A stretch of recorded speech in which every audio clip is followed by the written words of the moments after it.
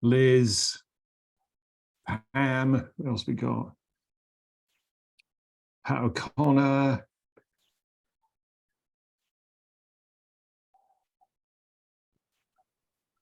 Nanda, Tonya, Fiona, Linda Weatherly, still not on the sofa, Ken James, Caroline Day, Saskia, I can see there. Frank, how are you? Dale, good to see you. Let's just wait for a few more people to come in. Oh, here we go. Who's this? That's another Liz, Liz Armand. Hi, Liz.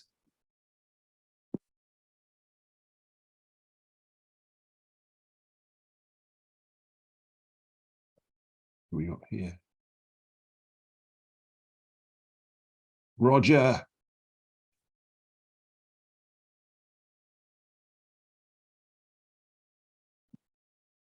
T. Eldor.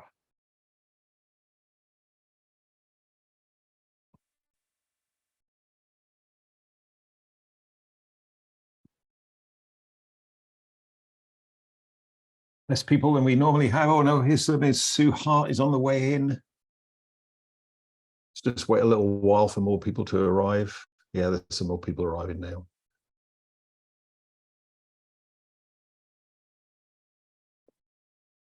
Yeah, Sue Hart there. Hi, Sue.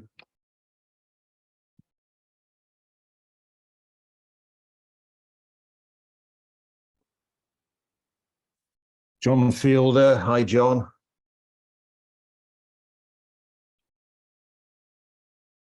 Thanks for your message. I'm with you.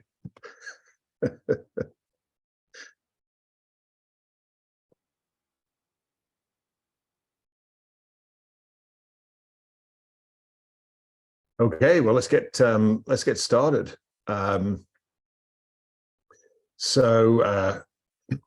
Spiritual Entrepreneur episode 3, and tonight we're going to be talking about value and the importance of win-win for the spiritual entrepreneur.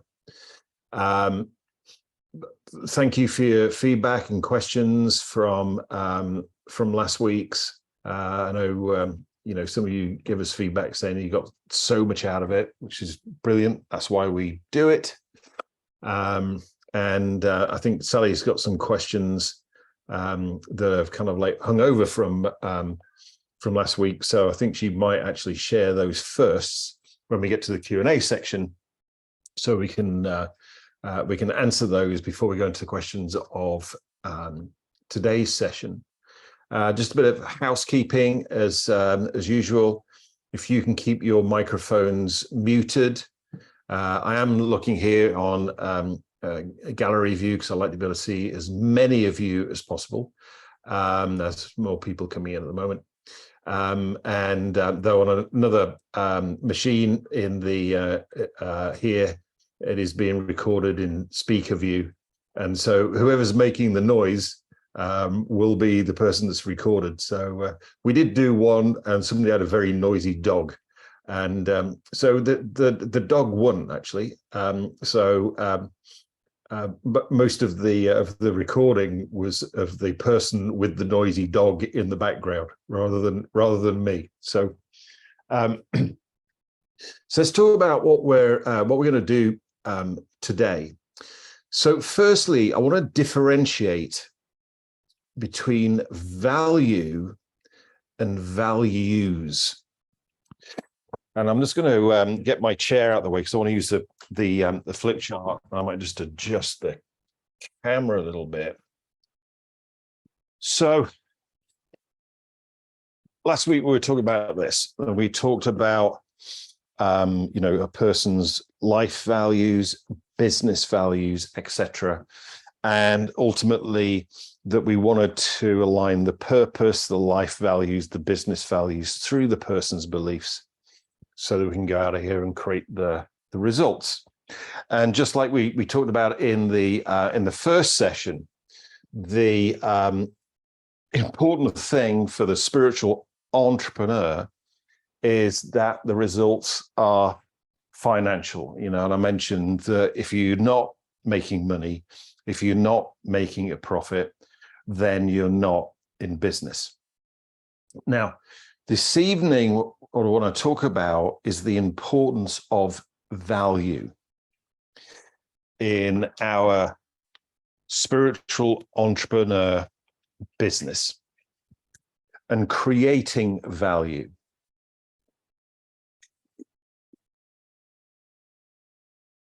But notice it's value, not values.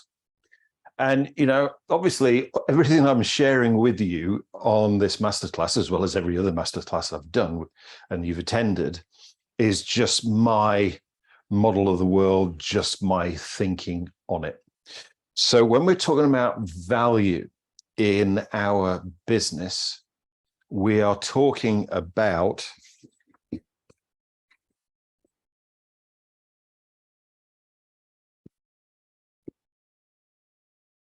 and any other currency that we might be trading in. So this is what we mean by value and creating value, which is different than values. So here, I'm not suggesting that money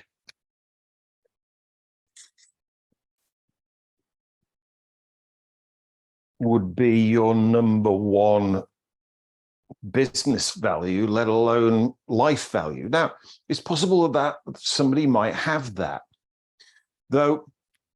When I'm actually suggesting that money would be in your business values, most definitely. I think you would definitely want it in your top 4 or 5. But I would actually suggest that you wouldn't want it as your number one value, because the number one value should be the most abstract, and money's not abstract. And though, if you're not making money, you're not in business. It's not sustainable. And I was talking to somebody just recently about a business venture, and I said, okay, so what's the result we want to get out of this? Well, have fun. And I'm going, no. The result we want out of this is to make money out of this venture. Yeah, let's have fun whilst we're doing it. And the purpose of the business venture is to make money, to make profit.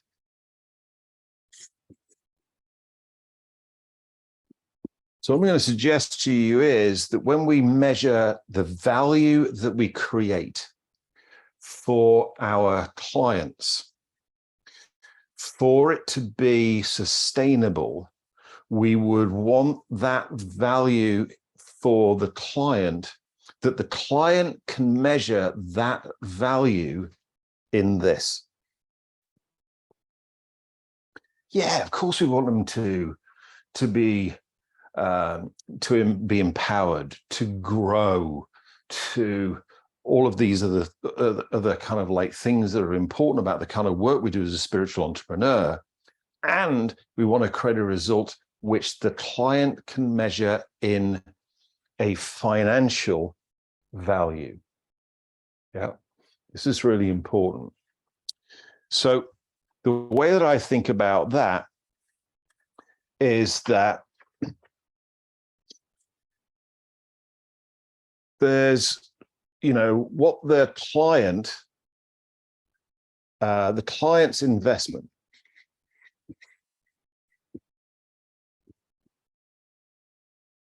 which is obviously going to be measured in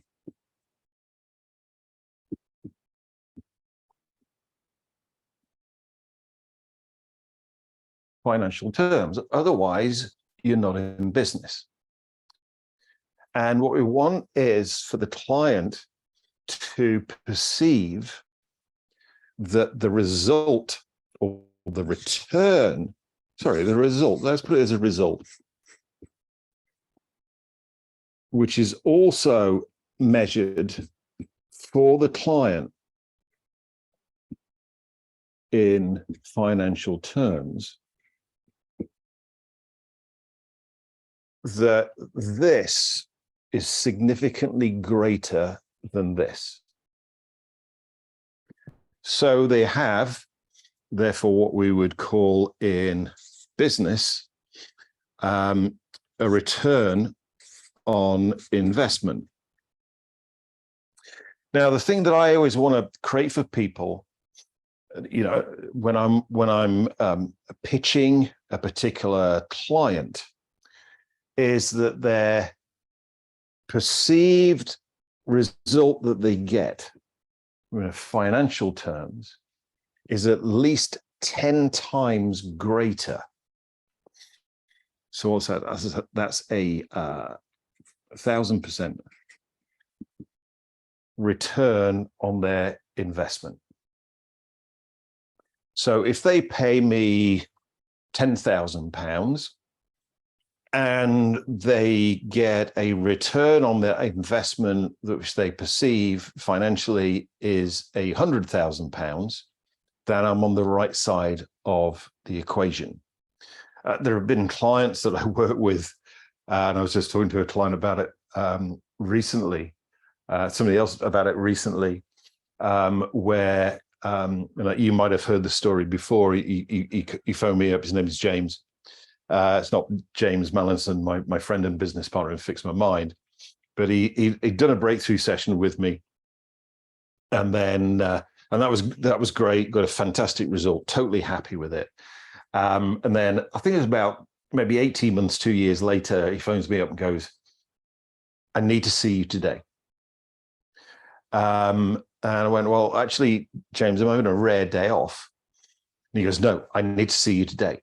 Well, I said, "James, I'm not in the office. As I say, I'm at home. I'm having a rare day off. I need to see you today." And I went, "Okay, James, what's going on?" And he said, "Well, I've got a meeting tomorrow morning, first thing. If this meeting goes well, then I will personally make £100 million. And the way I'm thinking about that meeting at the moment," and this was his words, "I'm going to completely fuck it up. I need to see you today." I went, "Okay, all right, James, what time can you be at the office?" He said, 1 o'clock. I said, "Brilliant, I'll see you at the office." And I quickly throw jeans and whatever t-shirt on, which is not how I'd normally see my clients. And he always shows up in an immaculate Brioni suit, which has got to be at least a £10,000 suit, and he wears a £50,000 watch. And when we had officers, which we don't now since the pandemic, all the women who worked in the office, as soon as James would walk in, they would swoon, And so I apologized. I said, "James, what? I'm sorry, I'm dressed like I am." And he goes, "David, I don't care what." This is his words, right? This is important. "David, I don't care what the fuck you're wearing. Just get this problem out of me." And I went, "Okay, let's go upstairs." And obviously, I've already done a breakthrough session with him, so I can get straight down to questioning and get straight down to interventions. And we got it down to one limiting belief or one limiting decision. But I knew that his driver was waiting outside and he got to leave within 5 minutes. And when I did the breakthrough session with him, I used timeline therapy, which he thought was weird. But I thought, I haven't got time to do timeline therapy. So I'm going to have to use Huna, because Huna does the same thing as timeline therapy, and it's quite significantly quicker. So I said, "James, I remember in the breakthrough session that we did timeline therapy, and you thought it was weird." And he goes, "Yeah." I said, "Well, with the time we've got left, what I'm going to have to use is something that will make timeline therapy look totally normal." And again, this is his words. Now, this is his words, right? "David, I don't care what the fuck you use. Just get this thing out of me." So we used Huna, and the problem had gone. And he did actually say afterwards, yeah, that was weird. And, he ran out of the room. He said to Sally, just send the invoice. I'll pay it straight away. And the next day, he contacted me after his meeting. And I said, hey, James, how did it go? He goes, I nailed it. I am so happy. And the result of that session that I did with him was £100 million. And, I charge £1,000 an hour, and he already knew that. So I was with him for an hour. So he paid me £1,000. He made £100 million out of it. Am I on the right side of the equation of creating value? Yeah, I am. Yeah. And, afterwards I thought, like, I really wished I'd charged him a percentage rather than a flat fee. But, he already knew how much I charged. And I think it's important to be fair, and it's important to be honest. A year, I think it was about a year later, he phoned me because, David, I need to see you today. Like, okay, James, what's going on now? I've got a major presentation and I can't get my head around it. I think I'm going to completely fuck it up. I went like, okay, right. And I said, so what do you want me to do? He said, I want you to get this thing out of me and I want you to coach me on my presentation. And I went, okay, well, that's probably going to take about 2 hours. And he said, that's fine. I said, what time can you be there? He said, I could be there for 1 o'clock. And his driver drops him off and he comes upstairs. And I said to him, okay, James, just out of interest, how much is riding on this one? And he said, about 500 million. And, we did 2 hours. The next day he texted me, he'd nailed it. And, I charged him for my 2 hours, £2,000. But he got 500 million out of it. Am I on the right side of the equation of creating value? With that, then, next time James has something come up, do you think he's likely to contact me? Yes, this is how we create long-term value-based customers. And a true entrepreneur will get that. Because now, but not everyone does. You need to realize this. So I was teaching this years and years ago when I was teaching trainers training with my dear friend Tad James out in California. And I was teaching this kind of like principle here. Because here's my point on this. Because, as a spiritual entrepreneur,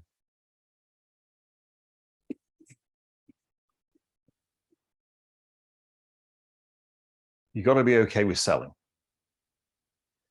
And, a lot of people have sales as a dirty word. It's a nasty thing, whatever.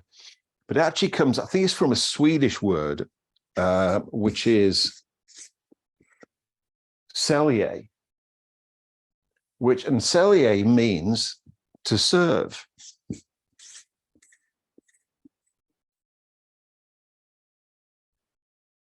So how do you serve a client?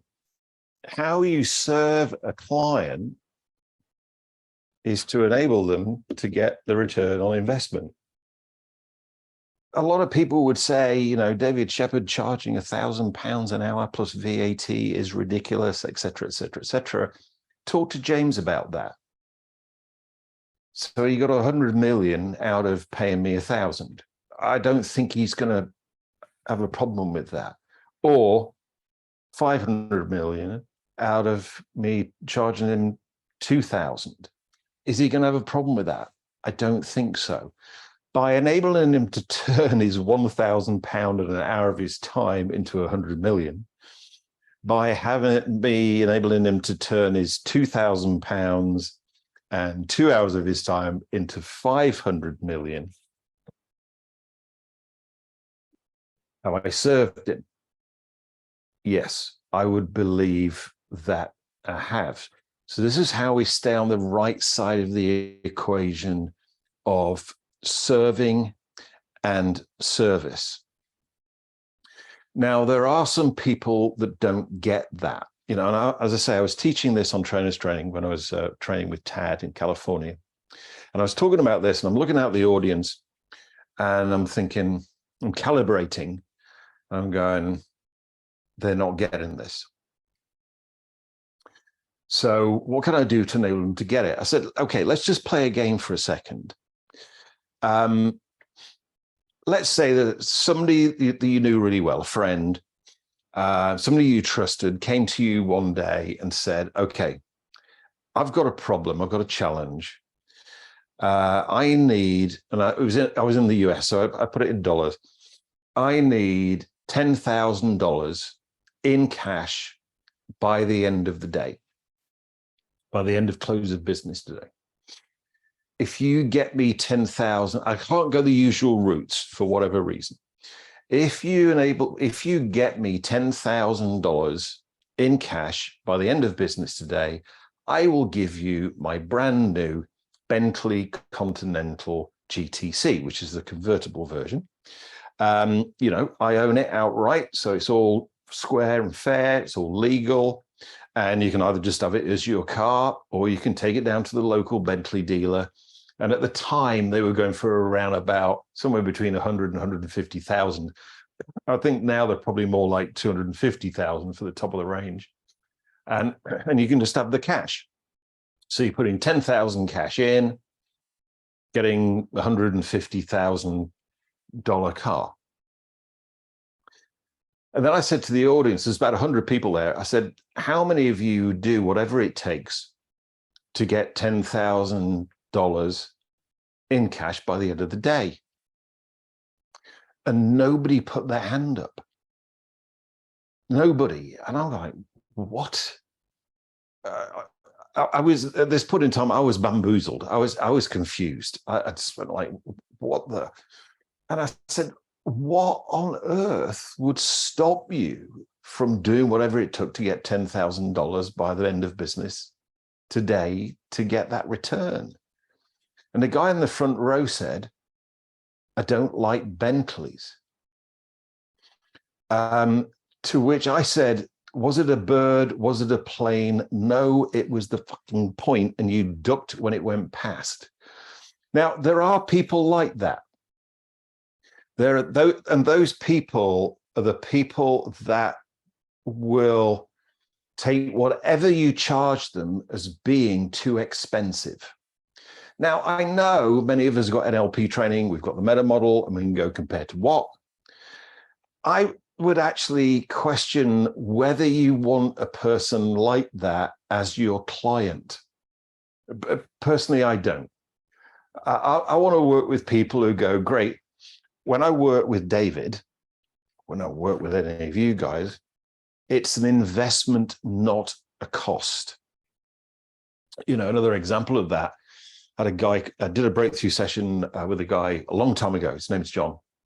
And like 5 years later, he phones me back and says, I want another breakthrough session. And I went, whoa, hang on a minute, John. You know, what's going on? He says, no. Not on the same thing I worked with on the last breakthrough session. That was the particular area of life I was working on then. That's all fantastic. This is a different area of my life. And I went, okay, yeah, I'm cool with that then.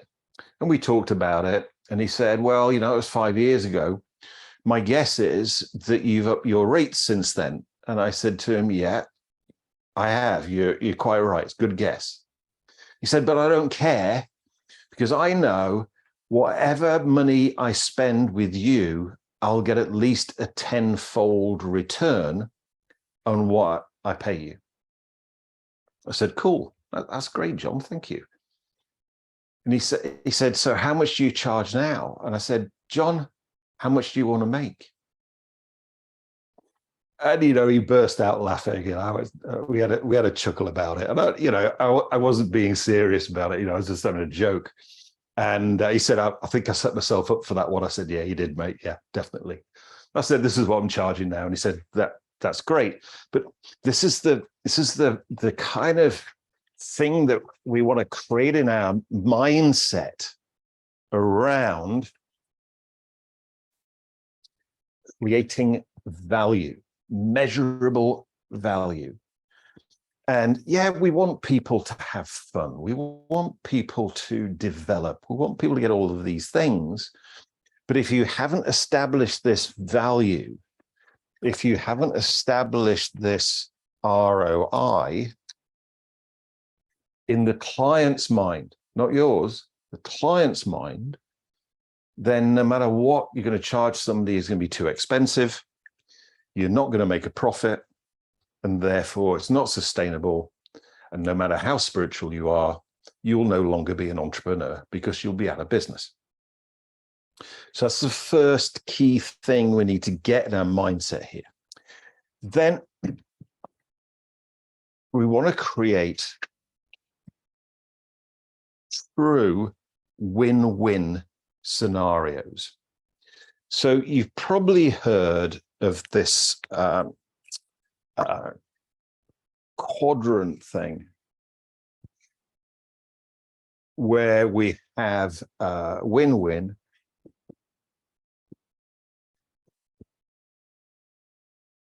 lose-lose,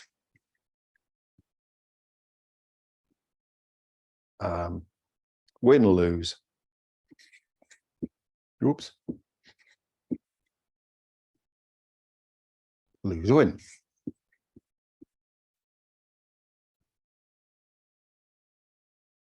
Four quadrants. You probably come across that. I actually don't think, if we look at, as a spiritual entrepreneur as well, then we'd be wanting to play the long term, the long game. We'd want to have long-term customer client relationships, not just one-offs. So I think if we put it in that perspective, then there are only two. Because, you know, if we were to do business, your perception of our business transaction was that I won and you lost, we're probably not going to be doing business anymore. Now, if we do business together, and my perception is that as a result of us doing business together, I lost and you won, then we're not going to be doing business together. So in actual fact, all we've got is, because in the grand scheme of things, a win-lose or a lose-win is a lose-lose. Yeah. So there's only two. And we're not interested in this one. So it leaves us with only one place to focus, which is win-win, creating true long-term win-wins. And we create that by serving our client, serving our customer, and creating a return on investment. So just like with James, just like with John, they were quite happy investing the money I was asking because they knew the result was going to be significantly greater in financial terms. The result was going to be significantly greater in financial terms than their investment. And, you know, here's something I want you to think about. If you're in a situation where you know that dealing with a particular person or a particular company was going to give you, let's just take the minimum that we talked about here, a 10-fold return on investment. So for every £1,000 you invested with them, the value you got back would be at least £10,000 guaranteed, how many thousands of pounds would you spend with that person or with that company? Well, if you're anything like me, the answer is as much as you possibly could. Yeah. Because you go scratching around to find another £1,000 because you know you're going to get £10,000 back. And then what would you do with anything left over from that £10,000? You put it back into the system. Then it becomes almost like a money-making sausage machine. Turn the handle, and out comes the money. That's how we create long-term, win-win, stable relationships as a spiritual entrepreneur. So I'm going to sit back down now, move my camera around a little bit. Ooh. And as usual, you know, if you've got questions, then put the questions in the chat. Sally manages the questions. And when we started, I think Sally's got some questions left over from last week that have come in. Then if we've got those leftover questions and those people aren't actually here today, then Sally will ask the questions on their behalf. Then when we've gone through those, if we've got other questions that have gone into the chat, then Sally will ask you to unmute your microphone so that you can actually ask the question personally. And then if you mute your microphone after you've asked the question, then I'll answer it. So Sally, what have we got tonight? Or this morning or this afternoon, depending where you are in the world.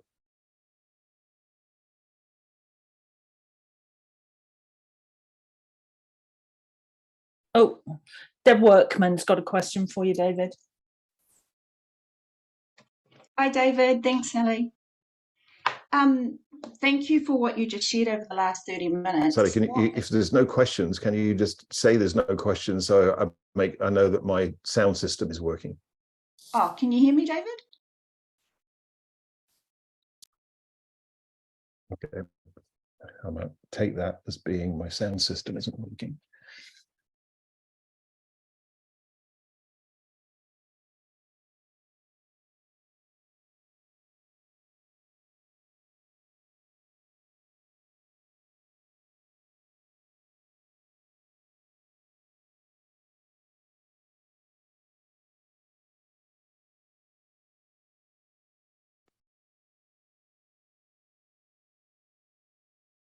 Okay, that should be working now. Okay, so you're with Deb Workman. Hi, Deborah Dave. Workman. Can you hear me? Hi. I can hear you. Yes. Oh, yeah, there you are. I can see you. Yeah, you're waving. Yay, Thank you. Good morning from New Zealand. My Good question to morning. you, based on the last 30 minutes of what you shared, is for my clients who typically come to improve their relationships, lose weight, or change some kind of non-monetary result initially, are you asking me to try and get them to create, what would that cost for you? Like, what would that equate to you? Because I don't do that and I don't know if I'd feel comfortable doing that. So yeah, I am suggesting that actually, and so the thing to do is to do what you know to become comfortable with asking that. And this is something that that James and I talk a lot about in our therapy business mastery, where we work with people specifically around those kind of issues, like anxiety is a big one at the moment. You know, James told me that probably 80 to 90% of people who come to see him have some kind of anxiety-based problem.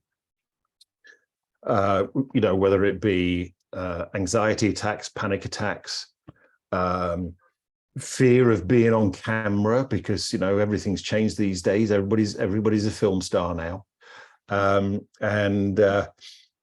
or insomnia, or any of these things, which are all anxiety based. And I think you understand values levels, in that, you know, I was doing a master practitioner training, and I was talking about the Fix My Mind model, which we have in our therapy business mastery training. And somebody said, what values level do you think most of your Fix My Mind clients are? And I thought, what a great question, because I had no clue. But I said, I haven't got a clue, but let me text James, and, you know, if he's not with a client, he'll come back to me. And he came back to me and he said, I'd never thought about that before, but he said, I think probably around about 80 to 90% of the people that are my clients are values level 5. And values level 5 clients think naturally that way. So what they're doing is they go, without us even having to say anything, okay, how much does me having anxiety attacks cost me? How much it cost me in the past, how much it's costing me right now, how much it's cost me in the future. How much does, you know, freaking out whenever I see myself on Zoom cost me long term? And they've got they come up with a figure. And as long as I said with this, as long as what you're charging them is less than the figure that they believe it's costing them, then, you know, the deal is done. I had a very successful businessman phone me up about doing a breakthrough session with him and his wife. And because they were on the route to getting divorced. He was a referral, and interestingly, we were all called David.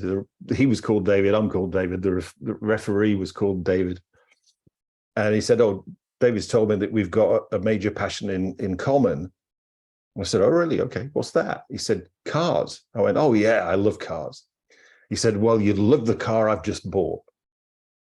I went, why? What have you bought? And he said, I've just bought an Aston Martin DB5, which was the Aston Martin which was in the James Bond Goldfinger movie. And at the time, I knew that they went for around about 350,000, 400,000 pounds. So, you know, that's how I knew that he was wealthy. And he said, okay, this sounds great, what you're suggesting. What's the investment? And I said, well, it involves 2 breakthrough sessions, which would normally be £20,000 VAT, but because I'm doing 2, I'll reduce it to 17,000, something like that, plus VAT. And he said, whoa, David said you're expensive, but like, whoa, I wasn't expecting that. And I said to him, well, you know, everybody's expensive is relative. He goes like, yeah. I said, but can I ask you a question?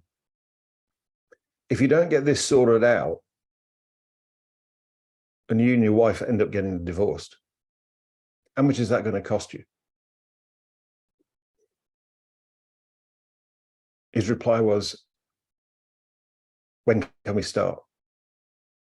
Because even if he only lost half his Aston Martin DB5, that's going to be significantly more than I'm charging, right? So there's 2 things around that, which, you know, James and I talk about a lot in the Therapy Business Mastery training, which we launched this year, is attracting clients that think that way. Yeah, I think I'm attracting value level 4. Right. Values level 4, no matter what you're charging, it'd be too expensive. It goes with the territory. Yeah. So it is and then you ask them that question.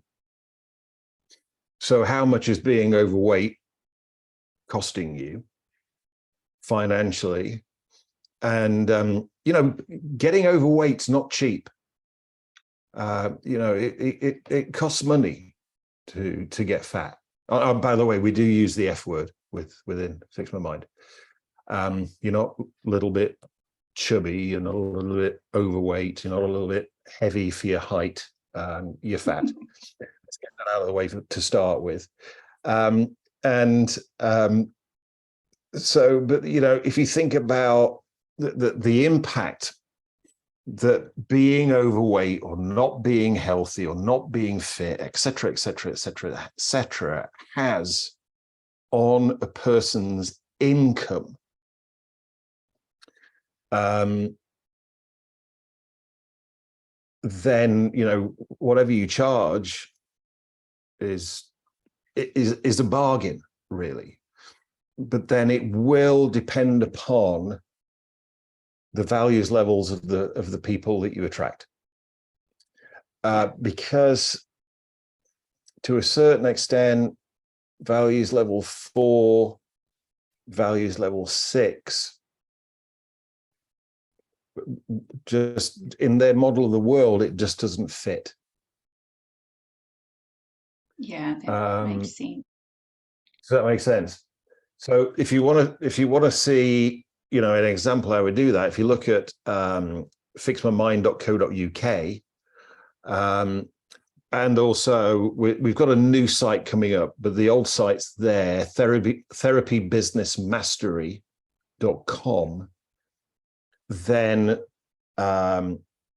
that's designed to put off people who operate from values level 4, put off people who operate from values level 6, and attract people who operate from values level 5. The thing with that is you won't have to ask those people that question because they've already answered it. They've answered it before they press the button and say, I want to see you. So, when we were putting together the Therapy Business Mastery training, we recorded what we call a consultation call, which is where somebody inquires, and then at the end of it, they book or whatever.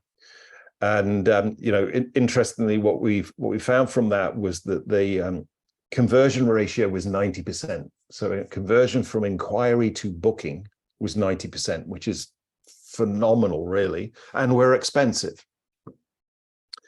And we've got total transparency on the site as far as how much things are going to cost, what their investment is. And we do 6 different treatments. We recorded 2 calls for each of the 6 treatments. And I listened to all those calls. And at the end, James goes, I've been saying a lot. I guess you've got some questions for me. And the only question that they ever got asked was,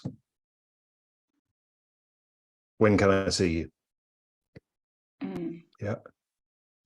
But you've got to have you've got to attract the right kind of people for that. David, thank you for time there. Can I just ask a couple of things on what you said? I realize it's not that I'm attracting true level 4. I'm actually attracting them that are exiting the system and going out into their own businesses. So they're entering into 5. And right. I do like that level. And the other thing I'm wondering is, would it be wise at the end of the breakthrough I run, because I haven't been doing this and I'm seeing an opportunity here, to go over all of the results I've achieved and ask that question again at the end? So, what is all of that worth to you? You've taken down the pillow wall, you're talking to your husband again, you quite like your children and you're being present with them, like all of that stuff. Yep. Because kind of they see that it's like that intangible, right? They're aware there's a change, but they can't quantify it. Yeah, and the other way you can do it, because you want to create a contrast before and Yeah. after. So I love the thing that another friend or mentor of mine who's no longer around, Al Krasner, has in his book, The Wizard Within, with his intro questionnaire.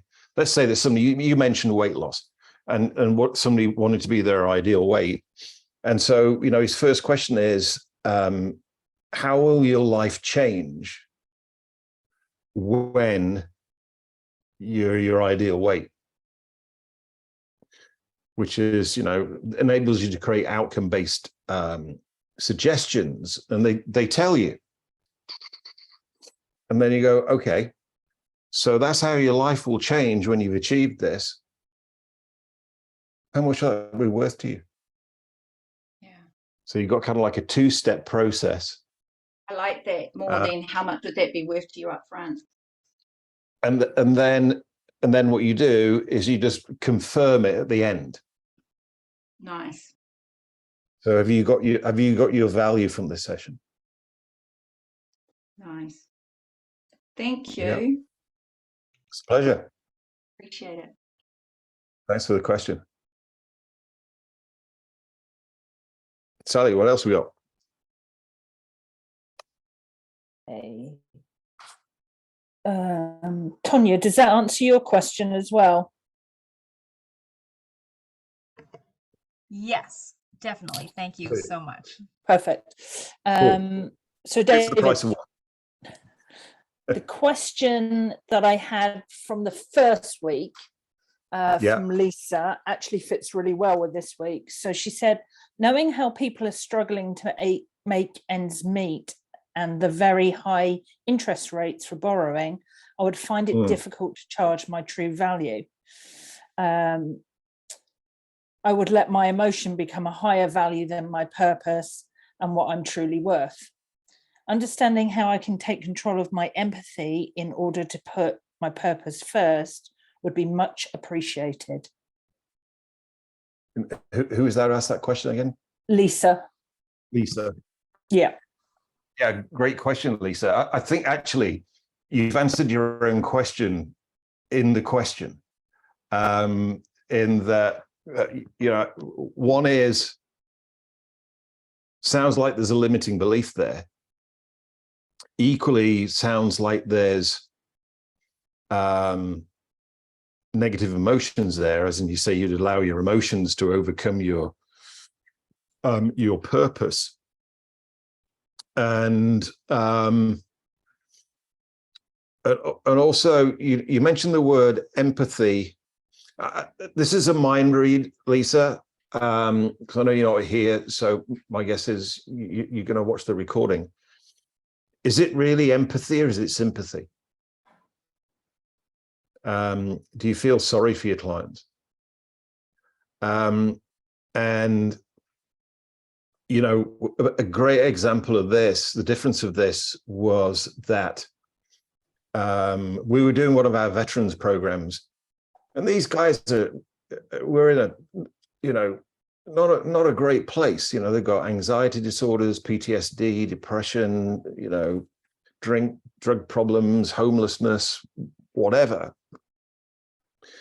And the program was to empower them to be able to get out of that situation.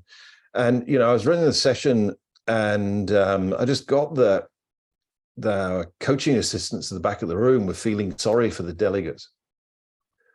And so I went like, okay, 15-minute break starts now. The person who's running the room for me at the time went like, but David, we've only just started. I said, well, I know we have, but 15-minute break starts now. Coaching assistants out of the room.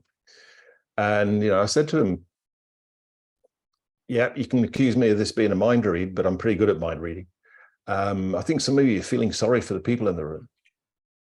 And my mind read was confirmed, because they started, oh no, but I was talking to them at the break, and it's so sad what they've been through. It's so awful. And I just went, okay, so sympathy is not going to work here, because if you feel sorry for somebody through your projection, you'll hold them in that place in your world. You've got to replace your sympathy with empathy, because that's the only way that we're going to able to enable them to empower themselves. So I said, you've got 10 minutes to get that sorted out. If you don't get it sorted out, or if you don't want to get it sorted out, and you don't agree with me, then it's time to fuck off home, because I'm not going to let you in the room. And so, you know, I see that a lot. And then also, Lisa, as well, if you're not charging people what you believe you're worth, then there's a couple of things about that. One is you're not going to feel good about it. And so what that will do is that will erode your self-worth. And your view of your self-worth will become what you're charging rather than what you actually should be charging. And also, because it's not sustainable, then long-term, you won't be there to be able to provide people with the empowering services that you could do. And I see that a lot. I see a lot of very, very capable therapists, if you like, or capable coaches that aren't charging what makes a sustainable business. And because it's not sustainable, then within a year they're not doing the work that they're absolutely superb at. So, you know, my belief is that if you're working with people around them being empowered and enabling them to transform their lives, then you deserve to make a decent living. In fact, I would say you deserve to make an indecent living. Because, you know, look at the world around you. Does the world need what we do at this point in time? You know, my perception, you could say this is my projection, and of course it is that it does. And you know, me charging my clients who can afford to pay what I ask them for enables me to do the kind of work that I do with veterans, or did with veterans in the past. Otherwise, I wouldn't have been able to do it. I know, Lisa, you're not here, so I hope that answers your question. If it doesn't, and you've got other questions, then put it in the put any remaining questions in the Real World NLP and HUNA group. Sally, we got anything else? Yeah, Roger's got a question. Who's that? Roger. Roger, I thought you had. I can calibrate your physiology. I know when there's a question coming up from Roger, and also they're always very, very. Can you hear me okay? Yeah. Good. Hi. No, you've got me fascinated with the values levels again, which you always do. Okay. So I love the take on that. The value level, and I'm thinking corporate business. So, and the same holds. So in corporate business, command and control businesses, everything's too expensive and you've got rates that you have to meet and all this kind of stuff. So I stay well clear.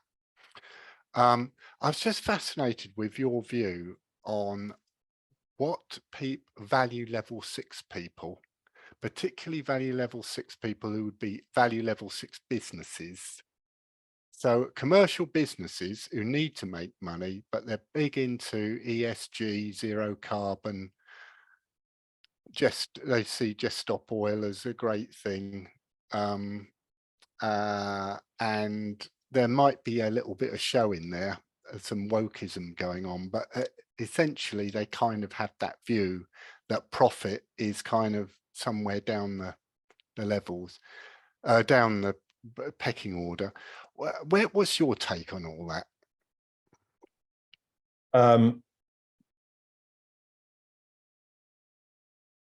When I'm doing corporate work, which I do a lot of, as you know, I do a lot of corporate work. It's important to be talking to the right person. And from a values levels point of view, and that's because that's the frame you put on the question, the right person will be operating from 5 or 7. Mm. So, because they go, okay, yeah, in today's world, we've got to be seen to be doing carbon neutral, whatever. And they go, and particularly if it's a company with shareholders, they've got to be able to go to the shareholders and report a profit. And this is very much around how do you go around aligning values, because quite often you'll find a shareholder who will go, and depending on their age, depending on their values level, quite a few of them will turn around and go like, fuck carbon neutral, where's my money? And to be honest with you, they've got a point, because they put their money in there to do that. So, and again, I mentioned Stuart Wilde with his book, The Trick to Money is Having Some. And he's very, very black and white and very, here's Stuart's version of cause and effect. There ain't no such thing as an innocent victim. Stuart, what exactly do you mean by that? So he goes, there is only one reason for being in business: counting the money. If there is no money to count, you're not in business. Yeah. Now, we're in a changing world. We've got this woke stuff going on. We've got carbon neutral stuff going on. But none of it's actually real. You've got this whole thing about we've got to move to 100% electric cars because they're carbon neutral. No, they're not. Okay, the car itself is carbon neutral, but what about the electricity you put in it in the first place? Where did that come from? But then, even if we stepped out of the carbon thing, what about all the mining for lithium for the batteries? And then, when the batteries failed, what are we going to do with all the lithium? Because it's not biodegradable. So it's a very clever reframe. But you can change the frame on that, and it has a completely different meaning. Plus, in my perspective, electric cars just aren't fun because they're not loud. But that's just my model of the world.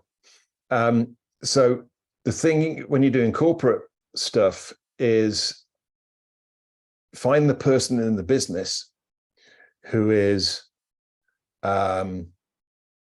operating from 5 and or 7, and you'll find they're up here.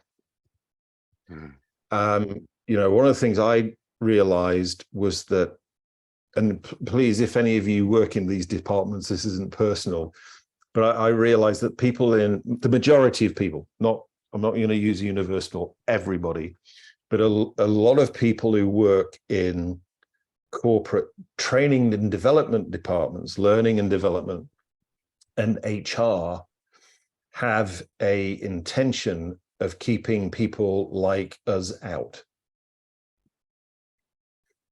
Yeah. They want to know what we know, which is why they always want a proposal. But they don't want to pay for it, and they don't want us in there. Yeah.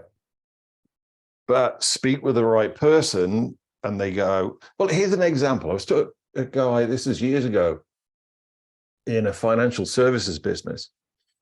And, you know, I was pitching to do a NLP-based sales training for his salespeople.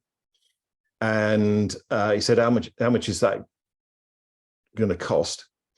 And I said, £10,000 plus VAT. And he went, And this is the point where I'd learned to shut up at this point in time. And he said, I've spent all of my annual training budget, so I don't have £10,000. But I do have £10,000 in my advertising budget. And I actually believe we'll get a better return on spending £10,000 with you on this training than we would from spending £10,000 on advertising. Are you okay? This is to me. Are you okay with me paying you out of my advertising budget? I couldn't give a flying fuck which budget you pay as long as you pay me. But that's the kind of thinking of that kind of person, right? Okay, there's value in this. Yeah.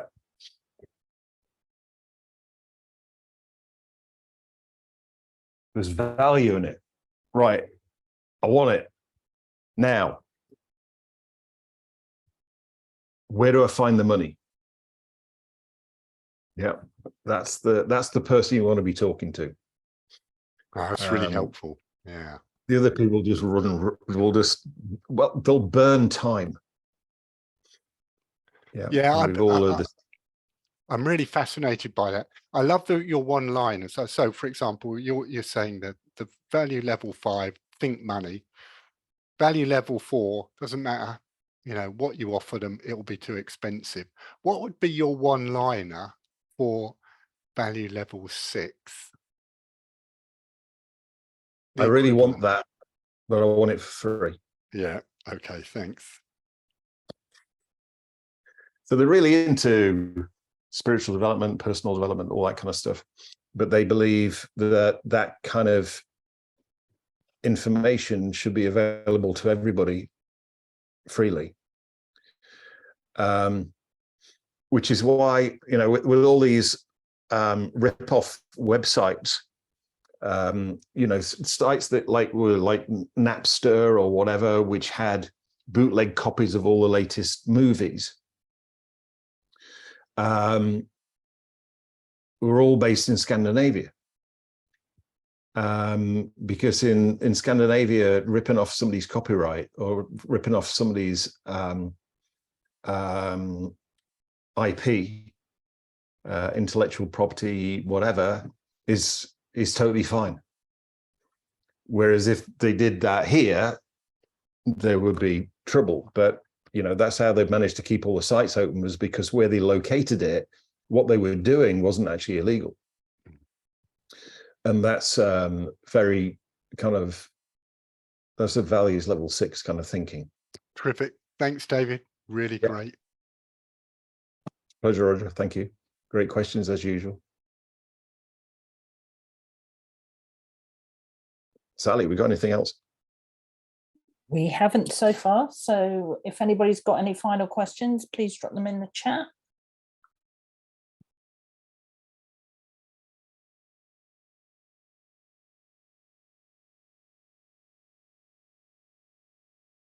I think we're good, Dave.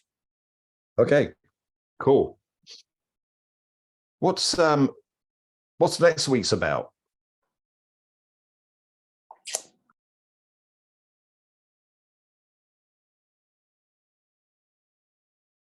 I did actually look earlier, and then I did too. Hang on a second.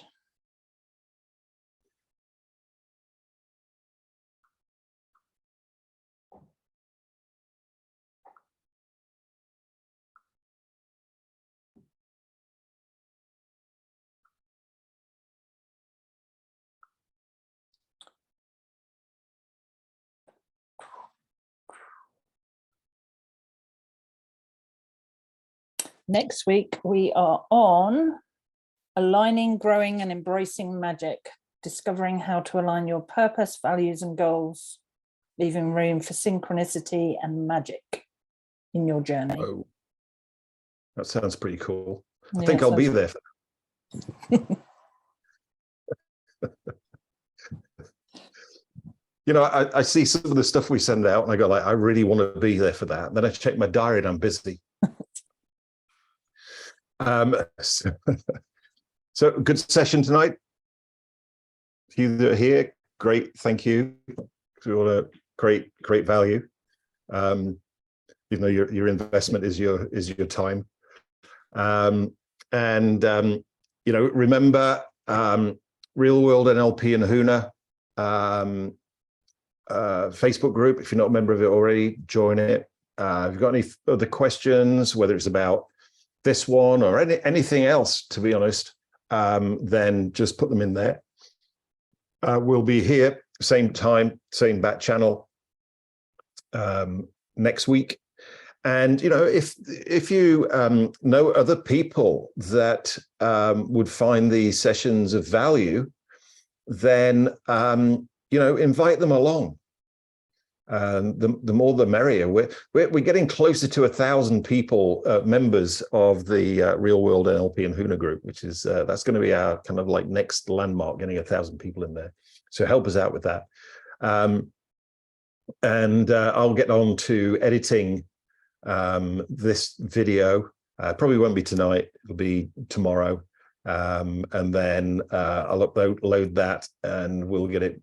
Sally will get it banged out into an email to you and those of you that weren't able to join us actually live because of other commitments or holidays or just depending on where you are in the world. So look forward to seeing you next week. Have a great weekend and have a great week until I see you next time.